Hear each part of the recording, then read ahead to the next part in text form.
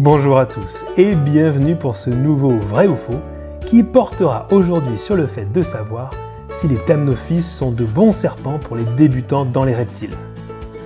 C'est en effet une question qui revient souvent. Sachez tout d'abord que, pour moi, cette question n'est pas forcément d'un intérêt fondamental. Tout bonnement parce que c'est compliqué de définir ce qu'est un animal pour les débutants.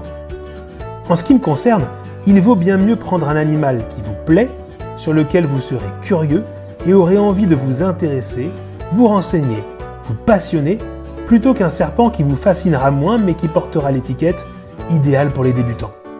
Le résultat n'en sera que meilleur. Vous risquez de beaucoup moins vous lasser de votre animal et vous allez vous donner les moyens de faire de votre intérêt naissant une passion réelle. De plus, les lacunes que vous avez au départ seront un peu effacées par le fait de vous renseigner sur les animaux qui vous plaisent vraiment avant d'apprendre jour après jour et en pratique, grâce à vos observations, de plus en plus de connaissances. Si les Thamnophis vous tentent, foncez, sans vous demander si c'est bien un serpent pour débutants. D'ailleurs, c'est quoi un serpent pour débutants? On évoque souvent les mêmes espèces. Les Pythons Regius par exemple, mais ces derniers peuvent avoir de longues périodes de jeûne, parfois difficiles à gérer et à appréhender pour un éleveur débutant. Présenter un caractère difficile sur l'alimentation en refusant certains types de proies. Et en plus, étant des serpents nocturnes, ils sont peu actifs de jour. Les couleuvres asiatiques sont souvent rapides et certaines espèces sont réputées mordeuses. Tout comme les Morelia viridis par exemple, souvent qualifiées d'agrafeuses.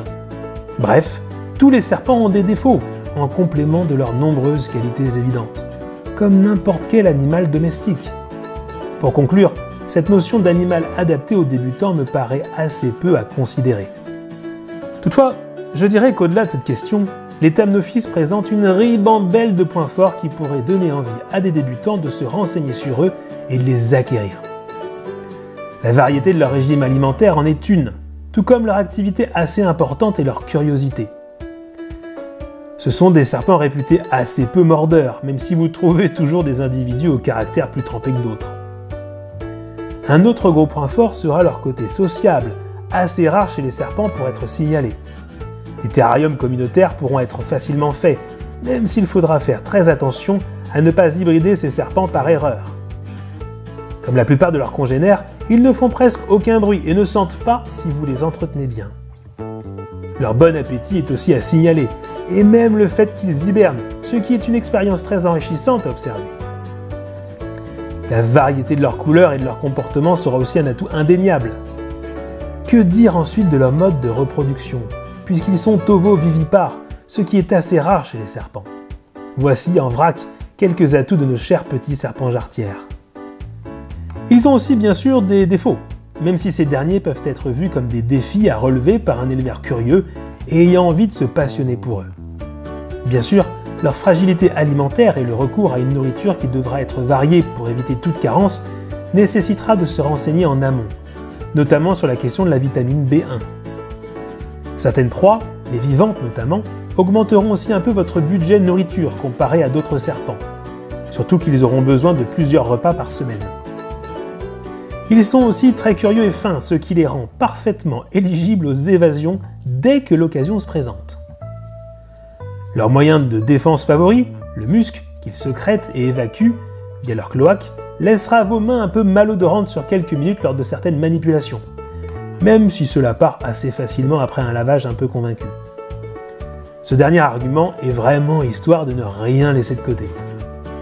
Maintenant que vous avez ces clés pour vous, voyez si ce serpent vous plaît, et n'oubliez pas que le bonheur de votre animal dépendra surtout de vous et de votre capacité à vous en occuper, à le respecter et à vous passionner pour lui. Par conséquent, si vous pensez trouver votre bonheur avec les Thamnophis, que vous débutiez dans les serpents ou pas, commencez par bien vous renseigner sur eux. À titre d'exemple, j'ai bossé le sujet des Thamnophis pendant 2 ans avant de me lancer dans leur élevage. Une fois que cela est fait, foncez. Je vous souhaite du fond du cœur de vous éclater, si c'est le cas, dans cette nouvelle expérience.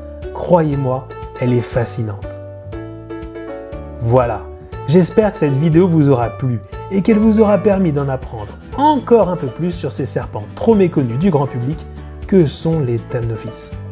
Je vous salue donc bien bas, vous et vos bêtes à écailles, et je vous dis à la prochaine.